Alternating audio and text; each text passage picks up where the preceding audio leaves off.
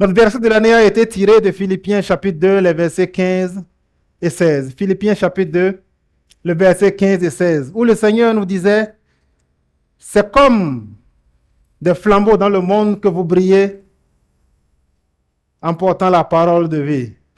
C'est comme des flambeaux dans le monde que vous brillez en portant la parole de vie. J'ai mis l'accent ce soir sur le vous brillez ce matin. Je mets l'accent ce matin sur le vous brillez. C'est comme des flambeaux dans le monde que vous brillez. Parmi eux, portant la parole de vie.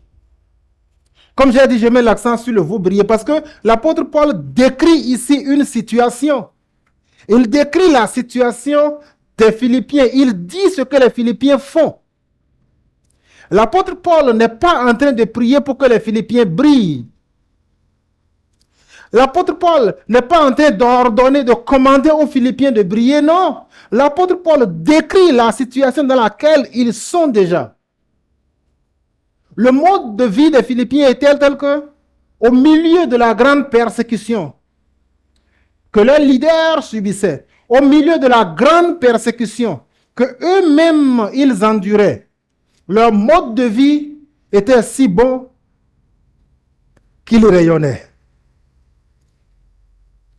Lorsqu'on dit briller, ça signifie quoi? Briller signifie soit être une source de lumière pour éclairer les autres, ou bien recevoir la source de lumière et la réfléchir. C'est ça, briller. Quand on dit ma lampe torche brille, c'est parce que la lampe torche émet de la lumière. Lorsqu'on dit que la lune brille, la lune n'a pas de lumière, mais elle reçoit la lumière du soleil qu'elle reflète. Briller, c'est ça. C'est produire la lumière, ou bien réfléchir la lumière que l'on a reçue. Et je vous dis ici que l'apôtre Paul n'était pas en train de prier en disant « Mon vœu pour vous est que vous brillez ». Non, il décrit ce qu'ils font déjà. Mais ce sur quoi j'aimerais insister, frères et sœurs, c'est que l'apôtre Paul a dit « Vous brillez ». Il n'a pas dit « Tu brilles ». Donc il n'est pas question ici de la lumière individuelle. Non, la mission n'était pas individuelle, la mission était collective. L'effet n'était pas un effet individuel, l'effet était un effet collectif. C'est la conjonction, le travail de tout le groupe qui faisait que l'église d'Éphèse et de Philippe brillait, et non pas le travail d'un groupe, le travail d'une personne ou bien d'une partie de l'église des Philippiens. Nous avons choisi ce verset-là comme étant le verset de notre année. C'est comme des flambeaux dans le monde, que vous brillez parmi eux en portant la parole de vie. Alors que faire nous, Église Parole de Vie, pour qu'on puisse dire à la fin de l'année ce que nous avons voulu être à travers le verset de l'année. Comment faire pour que nous, collectivement, non pas individuellement, mais collectivement, nous puissions briller? Je crois que la solution la plus simple, c'est d'essayer d'imiter ce que les Philippiens ont fait. Et c'est la raison pour laquelle je vais nous prendre ce matin et nous inscrire à l'école de l'église des Philippiens. Je veux nous inscrire à l'école des Philippiens pour qu'on apprenne à faire ce qu'ils ont fait avec l'espoir qu'à la fin de l'année, nous aussi, nous pourrons dire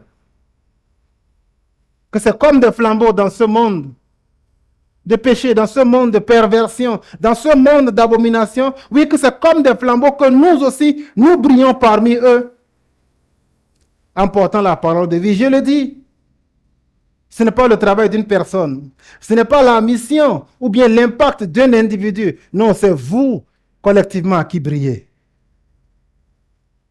J'aimerais que tu retiennes ceci. Je n'ai que 3 choses dont j'aimerais parler avec toi ce matin. C'est que pour briller, nous aussi, en tant qu'Église, essayons d'imiter les Philippiens. Je me baserai dans mon message de ce matin sur le premier, et sur, comment est-ce qu'on appelle, le livre de l'apôtre Paul aux Philippiens, qu'il a écrit, ça ne fait que quelques chapitres. Mais je me baserai également sur la rencontre de l'apôtre Paul avec les Philippiens. L'histoire est contenue dans le livre des Actes des Apôtres au chapitre 16. Donc, c'est sur ces deux textes-là que je m'abaserai pour voir comment est-ce qu'en imitant les Philippiens, nous aussi, Église Parole de Vie, nous pourrons briller malgré toute l'adversité, malgré tous les péchés et malgré tous les désordres qu'il y a. C'est comme des flambeaux dans le monde que vous brillez parmi eux en portant la parole de la vie. Lorsque j'ai parcouru Actes des Apôtres chapitre 16 et que j'ai lu l'épître que l'apôtre Paul a rédigé aux Philippiens, il y a 3 vérités particulières qui m'ont sauté aux yeux que j'aimerais partager avec vous. Si les Philippiens ont pu briller, je me suis aperçu que c'est parce que chacun d'entre eux portait la lumière du salut en eux. Et je veux qu'on imite cela. Deuxièmement, je me suis aperçu que si les Philippiens étaient en mesure de briller autant, c'est parce que les Philippiens n'ont pas attendu d'être nombreux avant de commencer par rayonner et briller. Et je me suis aperçu en fin de compte que pour être en mesure de briller à ce point que l'apôtre Paul l'a écrit, c'est que les Philippiens n'avaient pas peur de souffrir pour leur foi. Donc voici les 3 choses que j'aimerais partager avec vous, que j'ai découvert de la relation des Philippiens à leur foi, avec l'espoir que si nous appliquons ces 3 leçons-là, de façon continue au cours de l'année 2026, nous aussi à la fin de l'année, nous pourrons briller comme les Philippiens ont brillé. La lueur des Philippiens était telle que l'apôtre Paul parle d'eux. Dans la lettre qu'il adresse aux Corinthiens, 2 Corinthiens chapitre 8, il dit, mais ces Philippiens-là, non seulement ils m'ont fait du bien à moi, Paul, mais leur bonté est si grande et leur amour est si grand que bien qu'ils n'ont même pas de l'argent, ils m'ont supplié pour dire, on va envoyer de l'argent aux frères et aux sœurs de l'église de Judée. C'est comme des flambeaux dans ce monde que vous brillez parmi eux en portant la parole de vie. 3 leçons, commençons par la première. La première chose que j'aimerais qu'on retienne de l'histoire de ces Philippiens-là et qui les a conduits, qui les a mis en capacité de briller, c'est que si tu veux briller, si nous voulons briller en tant qu'Église, il faut que nous soyons tous éclairés de la lumière du salut, tous. Et j'ai mis ici le tous en majuscule. Si nous voulons être capables de briller, comme l'Église de Philippe a brillé, il faut que nous soyons tous éclairés de la lumière du salut. C'est simple. Comme je l'ai dit, si tu veux briller, soit toi-même tu es la source de lumière comme une lampe torche, ou bien tu reçois la lumière et ta surface est assez claire et ça réfléchit la lumière à nouveau. Personne, et vraiment absolument personne, ne peut donner ce qu'il n'a pas. Si je n'ai pas une voiture, je ne peux pas donner une voiture à quelqu'un. Si tu n'as pas la lumière, comment est-ce que tu veux que tu brilles et éclaires d'autres personnes? L'apôtre Jean nous dit un passage ici que j'aimerais vous afficher, Jean chapitre 8, le verset 12. Il est écrit, Jean leur parla de nouveau, il dit, je suis la lumière du monde. Celui qui me suit ne marchera plus dans les ténèbres, mais au contraire, il aura la lumière de la vie.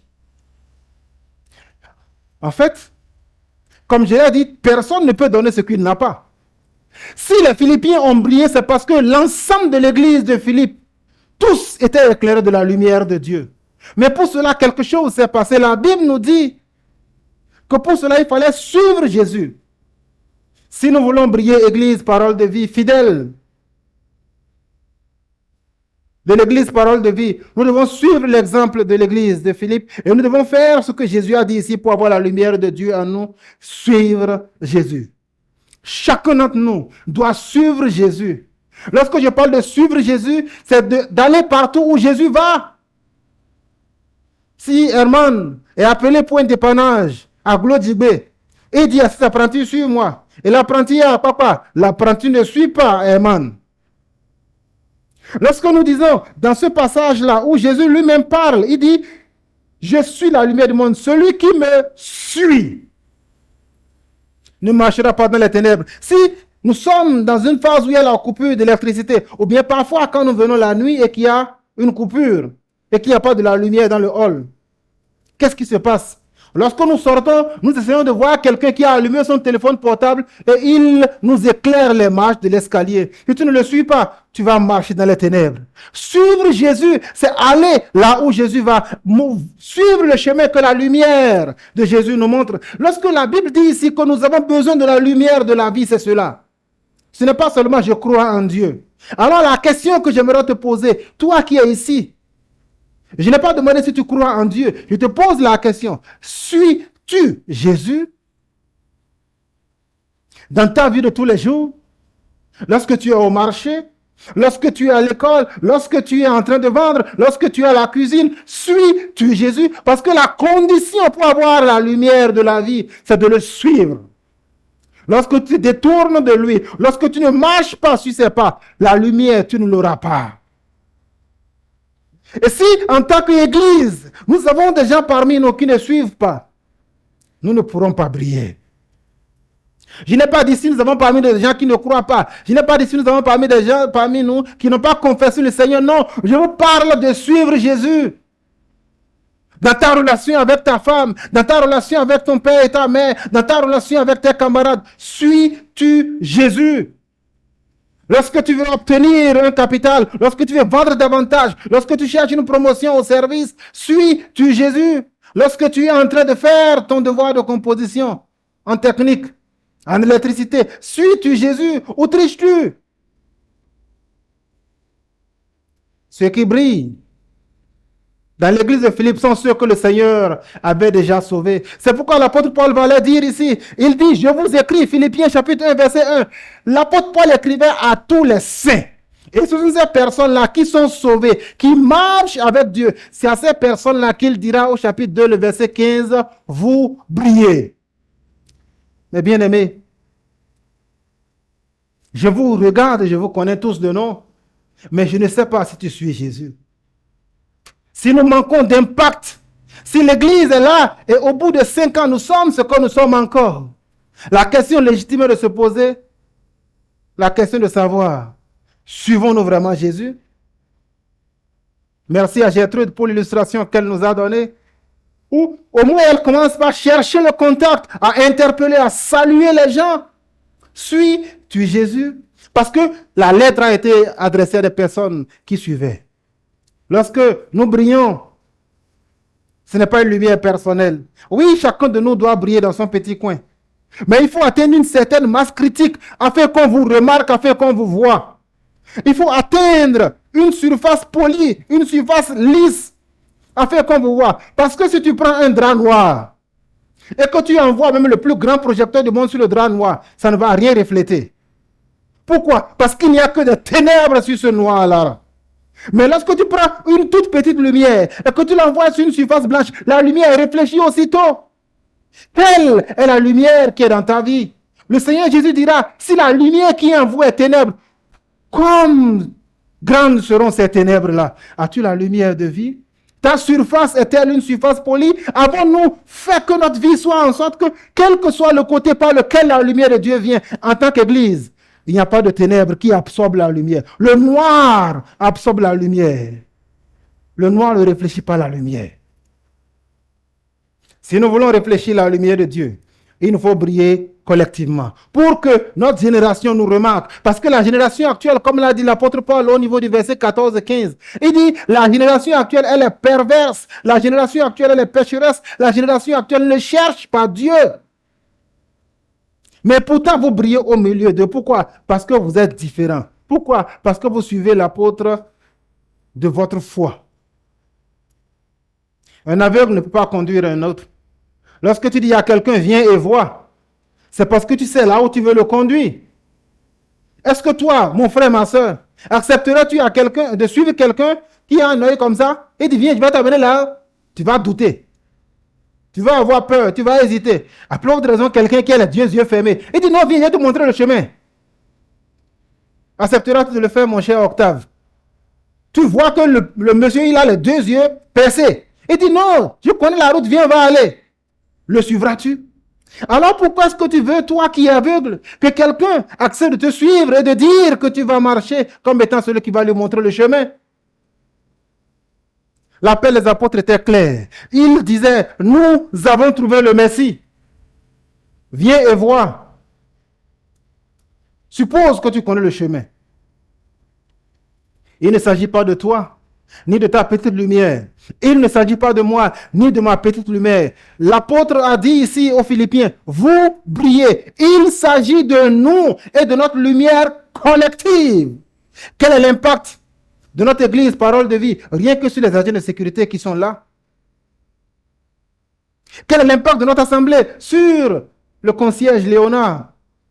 Quel est l'impact de notre église sur notre quartier à Djaké, la maison qui est juste là à côté? Où est la lumière? Pourquoi? Parce que nous-mêmes, nous ne sommes pas éclairés suffisamment. Parce que nous-mêmes, nous avons tellement de surface comme ce micro-là noir que la lumière de Dieu est absorbée. Si les Philippiens ont pu briller, c'est parce qu'ils étaient tous rachetés. Quel que soit l'état de ta lumière, qu'elle soit faible ou qu'elle soit grande, nous devons nous serrer les coudes. Nous devons nous engager à faire en sorte que la lumière de chacun d'entre nous puisse briller puissamment. Lorsque vous avez la lumière d'un téléphone, ça suffit peut-être pour éclairer ici. Mais imaginez-vous que lorsqu'il y a une coupure d'électricité, que Stéphane à son niveau allume son téléphone, que quelqu'un allume ici, toute la salle est éclairée. Si nous voulons être remarqués, si nous voulons que les gens nous voient, que les gens sachent qu'il y a une église, comme l'a dit notre sœur ici, où on entend la parole de Dieu dans toute sa richesse, il faut que chacun ait sa lumière allumée. Mais si les lampes sont éteintes, s'il y a des gens dans la vie, elle n'est que ténèbres, elle n'est que obscurité, on ne brillera jamais. Ma seule lumière ne suffira pas. Ta seule lumière ne suffira pas. Mais nos lumières combinées feront en sorte que les gens remarqueront qu'il y a un Dieu qui est vivant, qu'il y a un Dieu qui est réel, qu'il y a un Dieu qui est puissant. L'église de Philippe a brillé parce que chacun dans l'église de Philippe avait la lumière du salut. En sera-t-il ainsi pour toi? Parce que seule une équipe de personnes qui sont sauvées, rachetées, qui savent là où elles vont, qui n'ont pas besoin de motivation, qui savent en qui elles ont cru, comme l'a dit le Seigneur. Je sais en qui j'ai cru. Seules ces personnes-là auront une foi contagieuse. L'église de Philippe, c'est une église qui a vécu des situations incroyablement terribles. On en viendra au niveau du point 3, l'acceptation de la souffrance. Rien ne prédestinait cette église-là à être une église qui brillait. Au contraire, le diable a tout fait pour étouffer cette église-là. Oui, la première condition que nous devons remplir, la première chose que nous devons faire en tant qu'église, non pas individuellement. Je le dis encore, ma lumière à elle seule ne suffira pas pour faire briller. Ta lumière à toi seule ne suffira pas pour faire briller. C'est nos lumières combinées qui fera que l'église sera vue, que la gloire de Dieu sera manifesté et reconnu. Mais pour cela, il faut que tu sois sauvé. Et que tu suives Jésus. Deuxième leçon que nous pouvons tirer de l'histoire de Paul et de sa relation avec les Philippiens, c'est que pour briller, n'attendons pas d'être nombreux. Nous n'avons pas besoin d'être 100 000, 50 000, 200 avant de commencer par rayonner, avant de commencer par briller. Paul est allé seul avec Barnabas dans la ville de Lystre. Et toute la ville était à ses pieds. Mais restons sur le cas de l'église de Philippe. Lorsque l'apôtre Paul a reçu cette vision-là, que le Macédonien lui a demandé, viens et sauve-nous. La Bible nous dit que lorsqu'il est venu, il n'y avait même pas une synagogue dans la ville. Ça veut dire qu'il n'y avait même pas 10 personnes. Même pas 10 personnes qui craignaient Dieu parmi les Juifs. Parce que pour avoir une synagogue, il faut qu'il y ait au moins 10 hommes. Quand il y a moins de 10 hommes, c'est interdit, vous ne pouvez pas avoir une synagogue. Donc lorsqu'il vient dans la ville, il n'y a même pas 10 personnes qui cherchent Dieu. Et à cause de cela, la Bible nous apprend qu'il est obligé d'aller vers un lieu de prière. Mais la ville de Philippe est tellement opposée à la foi que dans cette ville-là, les gens ne veulent pas entendre parler de Jésus. Le seul endroit où l'apôtre Paul a pu aller, c'était hors de la ville. Que nous dit la parole de Dieu? Regardez ce qui se passe ici. Quand les maîtres de la servante ont vu disparaître l'espoir de leur gain, ils se sont emparés de Paul et de Silas et les ont traînés sur la place publique devant les magistrats. Ils les ont présentés aux juges en disant, ces hommes sèment le trouble dans notre ville. Ce sont des juifs et ils annoncent des coutumes qu'il ne nous est pas permis ni d'accepter, ni de suivre à nous qui sommes Romains. La ville de Philippe était résolument opposée à la foi chrétienne. Et c'est la raison pour laquelle le seul endroit où quelques personnes se réunissaient, c'était hors de la ville. Ils n'ont même pas trouvé quelque part où ils peuvent se rassembler pour prier. Ils étaient près d'une rivière qui est hors de la ville. Et c'est là qu'ils se réunissaient dans l'isolement pour la prière. Et lorsque l'apôtre Paul va là-bas, la ville est tellement opposée à la foi. La ville est tellement opposée au chemin de Dieu que dans cette isolation-là, le seul auditoire que Paul et Silas trouvent, c'est quelques femmes qui étaient réunies là. Est-ce qu'elles étaient en train de faire la lessive? On ne sait pas. Est-ce qu'elles étaient en train de prier? On ne sait pas. Mais lorsque l'apôtre Paul se met à parler, la Bible nous dit que c'est une seule femme qui a voulu accepter l'évangile. Lydie, qui n'était même pas de la ville de Philippe. On a dit qu'elle était originaire de Thyatire. Et c'est de cette ville-là qu'elle est venue. Elle a entendu l'évangile. Elle est la seule qui a été sauvée. J'ai un peu d'écho, hein? Elle est la seule qui a été sauvée. Et à cause de cette seule personne qui a été sauvée, la Bible nous dit que toute la famille de Lydie a également eu le salut. Combien était-il? Une seule femme et peut-être ses enfants, ses esclaves, parce qu'on a dit qu'elle était fabricante de teinture. Mais c'est tout ce qui a été le début de l'Église. Le fondement de l'Église était constitué seulement d'uniquement 2 personnes. Parce qu'en plus de la famille de Lydie qui a été sauvée et baptisée, il y a eu la famille du gardien de la prison qui aussi a été sauvé et baptisé avec tous ses enfants et tous les siens. C'est tout. 2 familles. 2 simples familles. Mais l'Église s'est tellement vite développée que la Bible nous dit là que lorsque l'apôtre Paul est sorti de prison, Actes chapitre 16, verset 40, il va le jour de sabbat, au lieu de prière, la femme se convertit. Il commence par se réunir dans la maison de Lydie. Et lorsqu'il se réunit dans la maison de Lydie, certaines personnes viennent déjà à la foi. Parce que nous lisons qu'ils retournaient à nouveau vers le lieu de prière quand on les a arrêtés. L'apôtre Paul est resté dans la vie de Philippe seulement quelques jours. Mais en quelques jours, l'impact de la famille de Lydie était si grand que la Bible nous dit l'apôtre Paul a encouragé les frères et sœurs. Peut-être qu'il est resté là 1 semaine, peut-être moins d'1 semaine. Mais en quelques jours, Dieu avait fait que la foi de ces personnes-là avait tellement brillé que des frères et des sœurs étaient désormais rassemblés dans la maison de Lydie. Parce que, regardez, une fois sortis de prison, ils sont entrés chez Lydie. L'église avait commencé en moins d'1 semaine. Avons-nous besoin d'être plus nombreux pour briller? Non. Il n'y avait que la famille de Lydie. Il n'y avait que la famille du maître de prison. Et ces 2 familles rassemblées, leur mode de vie, alors que la ville entière était opposée, leur mode de vie était si puissant qu'ils ont réussi à impacter. Désormais, ils n'étaient plus hors de la ville. La Bible nous dit, dans la maison de Lydie, à l'intérieur de la ville, ils se rassemblaient désormais. Qu'attendons-nous, Église, parole de vie, pour briller? D'être plus nombreux? D'être 60, 80, 100, 200 avant d'avoir un impact? C'est faux. On n'a pas besoin d'être plus nombreux avant de briller. La question qu'il faut se poser, c'est quelle visibilité avons-nous dans notre quartier? Quelle visibilité avons-nous auprès des gens de la banque? Quelle visibilité avons-nous auprès de EIG Bénin? Quelle visibilité avons-nous auprès de ceux qui sont là à notre gauche? Sommes-nous vus? Notre lumière est-elle remarquée? Je ne parle pas de la lumière individuelle que tu as, parce que l'apôtre Paul a dit ici, vous brillez. Il n'a pas dit tu brilles. C'est ensemble que nos lumières feront effet. Dans notre quartier à Bidesessi, à Adjaké, notre lumière est-elle vue? Jésus a dit, vous êtes la lumière du monde. Sommes-nous vraiment la lumière de Adjaké? Sommes-nous la lumière à Bidesessi? Tous les croyants qui étaient là étaient baptisés. Les Philippiens ont commencé par briller parce qu'ils se rassemblaient dans la maison de Lydie. Ils se rassemblaient dans la maison de Lydie. Je peux vous lire le passage. Lorsqu'elle a été convertie, qu'est-ce qui se passe au niveau de Lydie? Lydie dit au niveau du chapitre 16, verset 15, « Si vous me jugez fidèle, entrez dans ma maison et logez-y. » Elle a insisté fortement pour que nous acceptions. Et c'est là que tout a commencé. Une famille.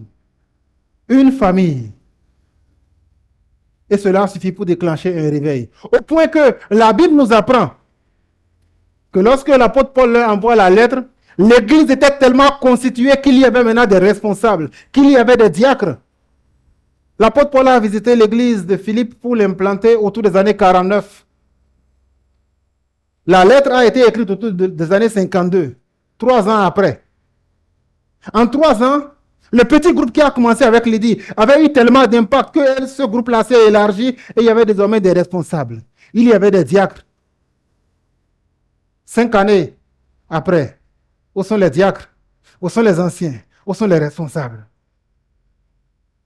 Si nous voulons briller, ne disons pas que nous ne sommes pas nombreux. Non, ceux dont nous avons besoin, c'est des gens qui soient engagés, c'est des gens qui soient zélés, c'est des gens qui veulent prendre position et suivre le Seigneur et répandre la lumière de Dieu partout, en vivant comme Dieu veut qu'on vive.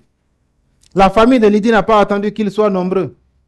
Dès que l'apôtre Paul est venu à la maison, ils ont commencé par suivre les enseignements. Mais comment veux-tu briller? Comment veux-tu briller? Alors que tu dis que tu es chrétien, que tu es baptisé, mais tu ne viens à l'église que les dimanches. Comment veux-tu briller quand tu ne connais pas ce que la parole de Dieu dit? Ta parole est une lampe à mes pieds, une lumière sur nos sentiers, nous apprend le psaume 119. Comment veux-tu avoir la lumière de vie quand tu ne connais pas la lumière qui vient de la parole? Oui, nous devons rayonner, nous devons briller. Il faut la lumière du salut en toi. Il faut te dire qu'on n'a pas besoin d'être plus nombreux. Mais troisièmement, la chose qu'on peut apprendre de ces gens, c'est que si nous voulons briller à Adjaké, ne craignons pas les offenses, ne craignons pas de souffrir pour le Seigneur. Troisième et dernier point de mon sermon, pour briller, ne reculons pas devant l'opprobre. Ne reculons pas devant la souffrance. Si nous voulons briller en tant qu'Église, il y aura des temps difficiles, il y aura des temps durs. Mais ne reculons pas. Si l'Église de Philippe a vu le jour, si l'Église de Philippe a été implantée, c'est parce que l'apôtre Paul a accepté la souffrance. C'est parce que le frère Silas a accepté de souffrir pour l'évangile. Je vous ai déjà lu ce passage-là. Regardez, ils ont été injustement jetés en prison. Actes des Apôtres, chapitre 16, versets 22 à 25. Eux qui ne font que évangéliser. Dès que les gens se sont plaints que nous dit la parole de Dieu, la foule s'est soulevée contre eux. Et les juges ont fait arracher leurs vêtements et ordonné qu'on les batte à coups de fouet.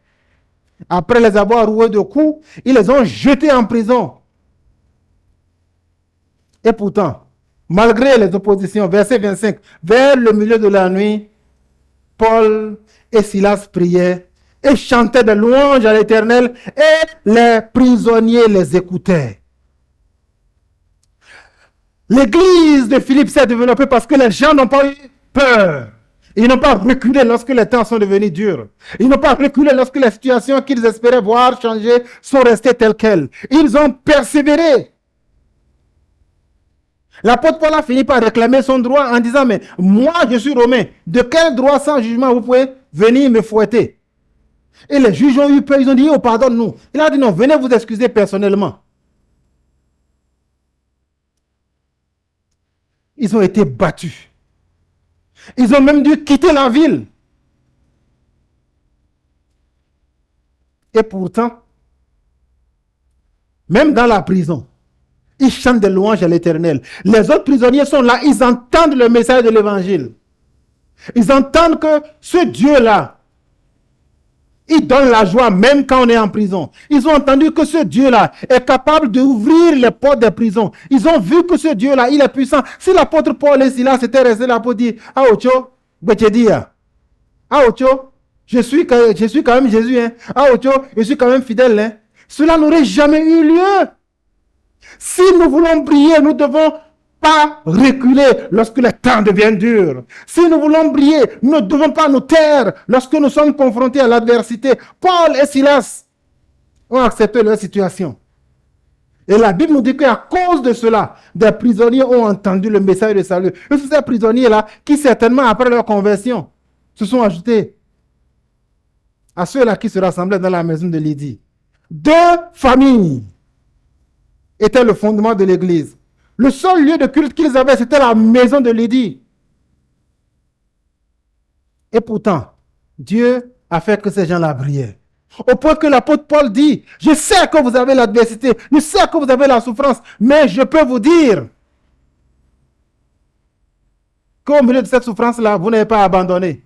Au contraire, le fait que l'apôtre Paul chantait, louait, glorifiait Dieu, Dieu les a délivrés. Le fait que l'apôtre Paul louait, glorifiait Dieu, les gens ont vu que oui, le malin peut atteindre le juste, mais l'Éternel l'en délivre. Mieux, ils se sont rendus compte, lorsque ce monsieur-là, le gardien de la prison, a vu que les portes de la prison étaient ouvertes, il a voulu se tuer. L'apôtre Paul lui a sauvé la vie. Et c'est là qu'il a dit, qu'est-ce que je dois faire pour être sauvé? Donc, l'acceptation de la souffrance de Paul a conduit à sa délivrance physique, a conduit à épargner la mort au gardien et a conduit au salut du gardien et de toute sa famille. La Bible nous dit, je peux vous lire cela dans les versets, à partir du verset 26. Bon, je lis même à partir du verset 31. Je lis à partir du verset 26 si vous voulez. Il chantait, lorsque le gardien de la prison, verset 27, s'est réveillé et a vu que les portes de la prison étaient ouvertes, il a tiré une épée, prêt à se tuer car il croyait que tous les prisonniers s'étaient enfuis. Mais Paul a crié d'une voix forte, ne fais pas cela, ne te fais pas de mal, car nous sommes tous ici. Alors le gardien a demandé de la lumière et est entré précipitamment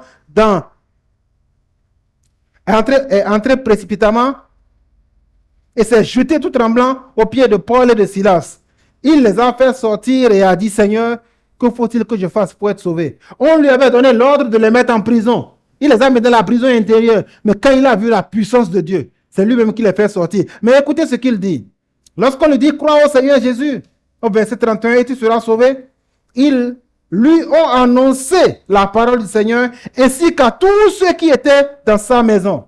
À cette même heure, le gardien les a amenés pour laver leurs plaies. Il a immédiatement été baptisé, lui et tous les siens.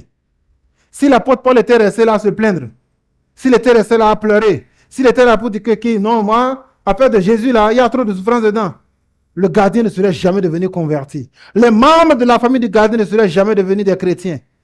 Mais il a accepté. Si nous voulons briller en tant qu'Église, nous devons accepter les critiques, nous devons accepter les oppositions, nous devons accepter les souffrances, nous devons accepter les calomnies.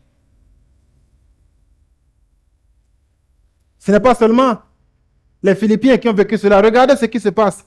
L'apôtre Paul était un peu comme s'il était habitué à la souffrance. Il écrit à l'église de Philippe lorsqu'il était en prison à Rome. Et qu'est-ce qu'il dit? Il dit, je désire que vous sachiez, frères et sœurs, que ce qui m'est arrivé a plutôt contribué au progrès de l'évangile. Il est en prison, mais il dit que le fait que je suis en prison là, ça a permis que l'évangile avance. Parce que son attitude a fait que les gens qui étaient le prétoire, la garde spéciale de l'empereur romain, ils savaient que, oui, ce monsieur-là, c'est à cause de Jésus qu'il est là. Et à cause de cela, l'attitude de Paul lorsqu'il est en prison à Rome a fait que les autres frères ont eu davantage de courage pour encore évangéliser dans la ville de Rome. Brillons, frères et sœurs, même quand cela devient difficile. Oui, tu auras des moments où tu n'auras pas à manger. Il y aura des moments où tu ne pourras pas payer la scolarité des enfants. Mais ton attitude déterminera si les gens auront envie de suivre le Dieu que tu crains, le Dieu que tu suis, le Dieu que tu aimes. Nous n'avons pas un Dieu qui nous a promis de la glace et de la tarte matin, midi, soir. Mais si nous restons fidèles, même lorsque les choses sont difficiles, les gens sauront que oui, ce Dieu-là, il est capable de délivrer. Frères et sœurs, Paul a montré l'exemple, mais les Philippiens aussi ont montré l'exemple. L'apôtre Paul leur dira au chapitre 1, Philippiens chapitre 1, que nous dit la parole de Dieu. Philippiens chapitre 1 nous dit, au niveau du verset 40, Actes chapitre 16, le verset 40. La Bible a dit que l'apôtre Paul les a encouragés, ils ont accepté les encouragements. Mais eux-mêmes, qu'est-ce que la parole de Dieu dit? L'apôtre Paul leur dira quoi? Philippiens chapitre 1. Je vous lis les versets 29 et 30. Vous avez le texte également au tableau. Philippiens chapitre 1, versets 29 et 30. Il dit, en effet, il vous a été fait la grâce, non seulement de croire en lui, mais aussi de souffrir pour lui. Si nous reculons au moment de la souffrance, la grâce, ce n'est pas seulement je crois en Dieu, il bénit mon enfant, je crois en Dieu, il me délivre de mes difficultés, je crois en Dieu, il me soutient. Non, c'est aussi une grâce de souffrir pour Dieu. La Bible nous dit que personne dans la ville de Jérusalem, après la conversion, après la Pentecôte, personne n'osait s'approcher des apôtres. Les gens les respectaient, les gens les estimaient. Pourquoi? Parce que quand on a attrapé les apôtres, qu'on les a fouettés, on a dit qu'ils sont rentrés, ils étaient contents. Ils disaient, ma foi est si grande au point que les gens me fouettent pour le nom du Seigneur. Il vous a été fait la grâce, non seulement de croire en lui, mais de souffrir pour lui. La souffrance fait partie de la marche et de la vie du chrétien. C'est une grâce de souffrir pour l'apôtre de notre foi. C'est une grâce de souffrir pour le Seigneur qui nous a rachetés. L'apôtre Pierre le dira à plusieurs reprises, si vous souffrez en faisant le bien, béni êtes-vous. Ne reculons pas lorsque les temps deviennent difficiles. Ne prenons pas les obstacles comme étant des alibis. Non. Paul, il a dû quitter la ville précipitamment. Mais le fait que Paul a quitté la ville, ces encouragements suffisent pour que les Philippiens continuent par glorifier et adorer Dieu. Ils sont restés fidèles. La Bible a dit, frappe le berger et les brebis seront dispersées. Bien que l'apôtre Paul a fui, il a quitté la ville, les Philippiens ne se sont pas découragés. Ils n'ont pas quitté la foi. Ne trouve pas l'alibi de dire que non, c'est devenu trop difficile. Des gens ont abandonné l'apôtre Paul. Il a dit, Démas m'a abandonné par amour pour le monde. Mais il savait que Dieu ne l'a pas abandonné, Dieu le soutient toujours. J'aimerais poser une question à l'église, parole de vie. Si j'étais arrêté un jour et que j'étais en prison, ta foi continuera-t-elle? Continueras-tu avec le même zèle? Viendras-tu à l'église si je ne suis plus là? Parce que là, leur champion, leur boss, leur patron étaient partis. Mais ils ont continué. Si aujourd'hui je tombais malade, que j'étais paralysé, que je mourrais même peut-être, continueras-tu à venir à l'église, à inviter les gens? Continueras-tu à venir? Ah, mais qui prendra la relève? Bon, maman est là, elle peut continuer à faire les études bibliques, elle peut continuer à faire les prédications, mais à part ça, Gertrude, qui va faire les répertoires. L'église a continué. L'apôtre Paul était parti. Il avait été chassé de la ville. Mais Dieu n'avait pas été chassé des Philippiens. Une seule femme. Une deuxième famille. Et cela suffit pour qu'on dise, au milieu de l'adversité, que ces gens-là sont restés fidèles. Jusqu'au point qu'on dit, autour de vous, c'est les ténèbres. Autour de vous, c'est la perversité. Autour de vous, c'est le péché. Mais vous, vous brillez. Église, parole de vie. Sais-tu pourquoi la jeune église qui a commencé dans la maison de Lydie a continué par briller? Parce que malgré leur petit nombre, chacun individuellement avait véritablement cru en Jésus. Chacun d'entre eux était véritablement né de nouveau. Et chacun d'entre eux savait que lorsqu'il s'est fait baptiser, il avait pris un engagement envers Dieu, mais il avait pris un engagement de fidélité envers les frères et sœurs. Peux-tu dire de cela? Que lorsque tu as cru véritablement?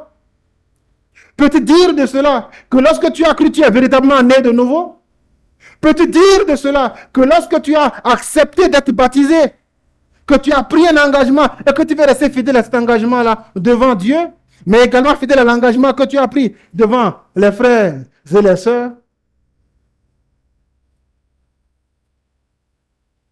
Tant que nous ne pourrons pas dire cela, l'Église, parole de vie, ne brillera pas. Oui, pour briller, il faut avoir une foi absolue, une foi authentique. Et là, le nombre importe peu. Mais il faut être disposé à accepter de continuer par croire en Dieu, même quand les choses deviennent difficiles. La Bible nous dit que dans l'église de Jérusalem, la foi que ces gens-là avaient faisait que toute la ville qui était opposée à la foi chrétienne avait une haute estime. Et c'est la même chose chez les Philippiens. Ils ont dit, nous, il ne nous a pas permis d'accepter ou bien de croire à vos conneries là. Mais pourtant, ça n'a pas empêché l'église de Philippe de briller. Qu'est-ce que nous avons vu ce matin? Une église fondée avec juste 2 familles a réussi à surmonter la persécution de ses leaders. A réussi à surmonter la persécution. Parce qu'on a dit, il vous a fait la grâce, non seulement de croire, mais aussi de souffrir pour lui. Et pourtant, quels étaient les acteurs de cette église-là? Est-ce qu'il y avait des grands quelqu'un parmi eux? Non, zéro. Il n'y avait personne. Qui était le leader de cette église-là? Lydie, une femme. Une simple femme a été utilisée par le Seigneur pour déclencher un mouvement. Qui était la leader de cette église-là? Une certaine Evodia Saint-Tiche, dont l'apôtre Paul dit, elles ont travaillé avec moi pour l'évangile. C'était ces gens-là qui étaient les leaders de l'église. Des femmes engagées. Ne dis pas que tu es une femme, que tu ne peux pas faire ceci, que tu ne peux pas faire cela. Ne dis pas que tu es petit, ne dis pas que tu n'as pas le talent. Non, l'église de Philippe a été conduite, est née dans les mains de femmes. Un gardien de prison et sa famille. On suffit. Pourquoi? Parce qu'il y avait 3 ingrédients qui étaient réunis. Les 3 ingrédients qui étaient réunis, c'était que chacun des membres de ces 2 groupes-là était vraiment né de nouveau, était converti et savait ce que signifiait son baptême. Oui, ils avaient été illuminés par la grâce et la lumière de Dieu. C'est pourquoi ils ont brillé. Ils n'avaient pas besoin qu'on les appelle pour dire venez, on va prier. Non, ils savaient. Et c'est pourquoi la Bible nous dit que est-ce qu'on leur a envoyé la commission pour dire bon, Paul a été libéré, on se retrouve dans la maison de Lydie? Non. La Bible nous dit dans Actes 16, 40 que lorsqu'ils ont été libérés, ils sont allés dans la maison de Lydie et voilà, il y avait les frères et sœurs qui étaient là. Pour briller, nous avons besoin, comme l'église de Philippe, d'avoir des gens qui sont sauvés, qui sont engagés pour la foi chrétienne. Nous avons besoin de personnes qui sont prêtes à souffrir pour le Seigneur. Nous avons aussi besoin de gens qui sont prêts à imiter la voix de leur leader. La question qu'il faut se poser, c'est sommes-nous prêts à suivre ces 3 exemples-là? Être radicalement converti en suivant le Seigneur. Ne pas attendre qu'on soit plus nombreux. Et surtout, ne pas abandonner la foi quand les leaders ne sont pas là ou bien quand la souffrance devient trop. Si nous le faisons, alors notre verset de l'année deviendra une réalité. Nous allons briller.